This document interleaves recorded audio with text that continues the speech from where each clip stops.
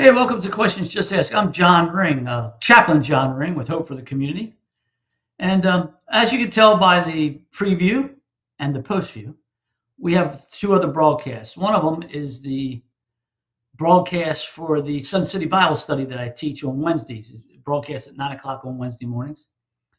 And the other one is a little devotional we broadcast on Monday mornings called Chaplain's Moment, Doctor's Call. Just a short little devotional to start the week off right. Hey, look at them, see if you might be interested in subscribing to them and being a part of what we do. Here we are at Questions Just Asked. How did this happen? People started asking me questions, said, let's broadcast this.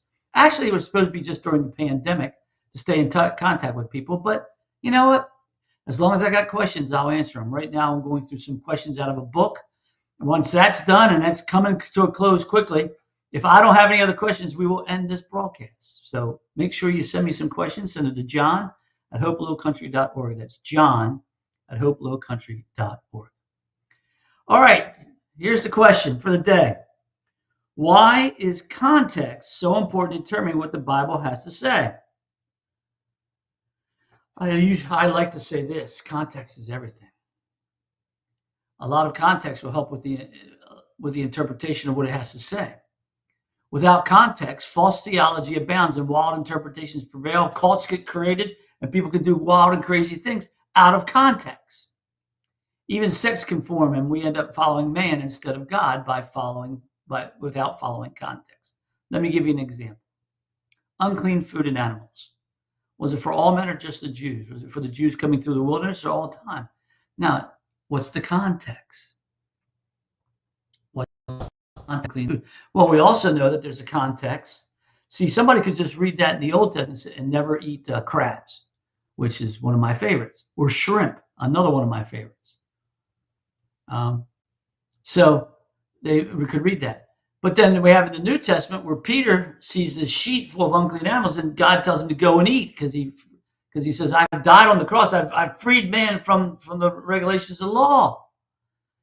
So you got to take in the full context instead of just partial context. Look for the central message in the context, Christ, and then go from there. In the questioning of the last 2 weeks, let me point out, each of us need to be responsible to study the scripture beyond mere reading, and beyond mere going to church and hearing a half-hour-long sermon. In my church, it's a 23-minute long sermon. So listen, you're responsible for what you gain from scripture. Study it. Get your own Bible studies. I have a whole section of books that just study, but reliable study that is consistent. I use the NIV Bible commentary. I like to go back and refer to this commentary. I can't remember because I don't have it in front of me, what the early church fathers had to say the scriptures were saying.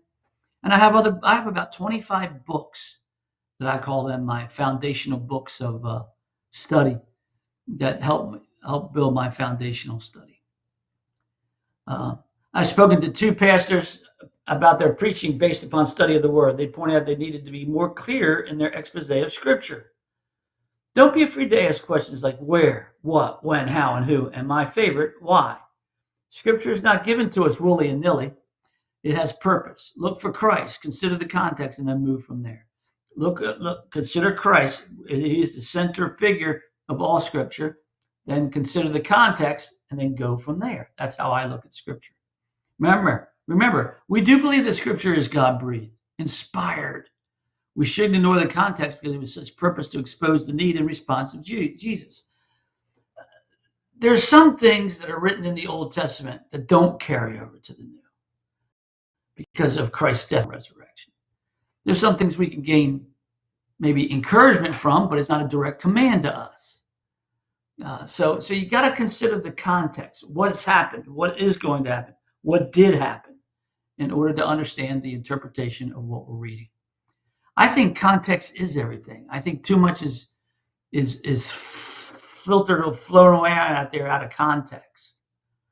Now, yes, the Bible has stories that we can gain encouragement from, but the actual commands, I'd have to rethink that as to what is the context going on here. What is there's another thing that I don't think we pay enough attention to, and that's the commands of Jesus.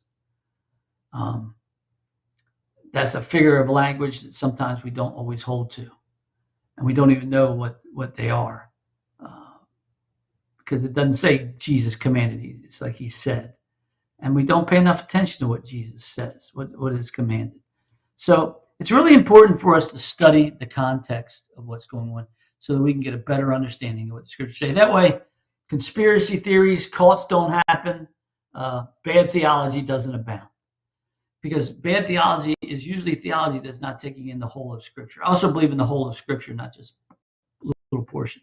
Scripture is profitable for doctrine, for reproof, for correction, and instruction in righteousness. That's what the Scriptures say. So I hope this answers your question. So literal, yeah, let's start with literal and move from there. Context, it's everything. It helps us to understand what's going on in the literal context. Next week, we're going to look at an interesting question. It says, in the Old Testament, God seems to be actively involved in world events. In the New Testament, God seems to be much less involved. What happened? That's a pretty good question. We'll answer it next week. See ya.